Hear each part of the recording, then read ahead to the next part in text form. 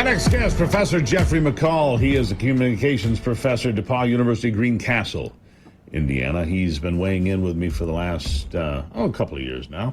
Welcome back, Professor. You watch the debate. It's kind of your area of expertise. Thank you for being here. Look, one of the takeaways here, and I'm going to give you my takeaway, and then you tell me what you think. I think that Kamala Harris won this debate by a little, but not a lot. And the reason that she won, though, and I'm looking at this, it was 3-on-1 out there last night. It was kind of embarrassing for ABC News to me.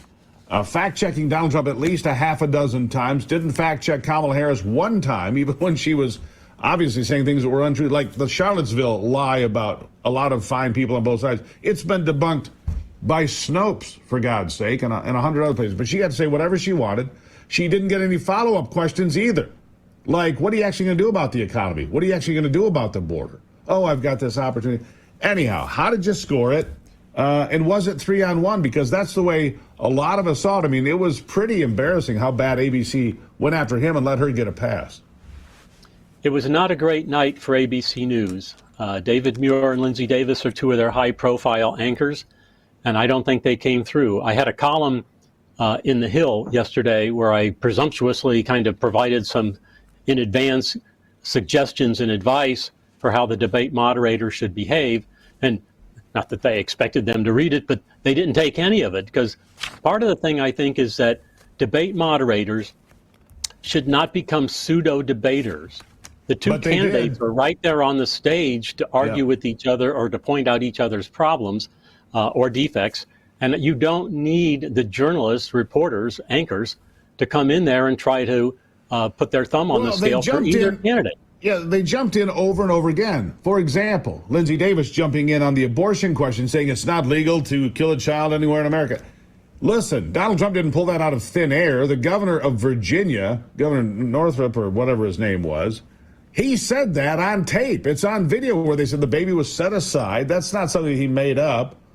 There were at least 8 children born in the state of Minnesota that were left to die after failed abortions. It was on record until Tim Walz signed a bill last year, so they don't have to report that anymore as to how many children survive abortion and then are just left to die. It's not made up. It's not like he pulled it out of somewhere. It's fact. But does she get challenged? No, she gets supported by the moderators. It truly wasn't just a terrible night for ABC News. Yeah, and the debate moderators wanted to make themselves part of the production, frankly. And I don't think that's their role. My sense is, if you're a debate moderator and the candidates are right there to challenge each other, you need to be more like a football referee and hope that when the debate is over, nobody thinks about you. And one of the things we know this morning is that all over the internet, people are talking about the role of the debaters. And if you're talking about the role of the debaters, the moderators have not had a good night. And I think part of the problem here is that the debate format puts journalists in a position where they're trying to moderate candidates who are on the stage, and journalists, by instinct, want to ask questions and want to challenge and that sort of thing. And that's fine in a press conference or a one-on-one sit-down interview. I'm going to agree with you, Professor. But this is not a press conference. Asking questions would have been fine. They weren't. They were asserting points of fact and making statements. They weren't asking questions. That's the problem. No, you're absolutely right. And I agree with your overall assertion that probably Harris would be viewed as the debate winner, so to speak, but not by all that much. Trump got his moments in there. But I think one of the problems is that Trump approached the debate more like a campaign rally where he kind of took off on his normal riffs. And Harris approached the debate more like a series of political commercials. And that came off a little better, I think. And I would say Harris did come off as pretty well prepared and practiced, but over-rehearsed maybe.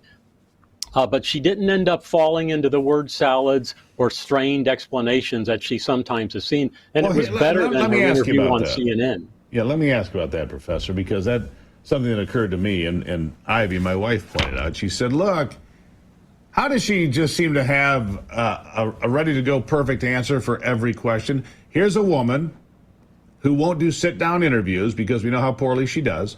Here's a woman who will not do a press conference because she can't take unscripted questions without a prompter. And yet somehow she seemed to know all of the answers right off the bat.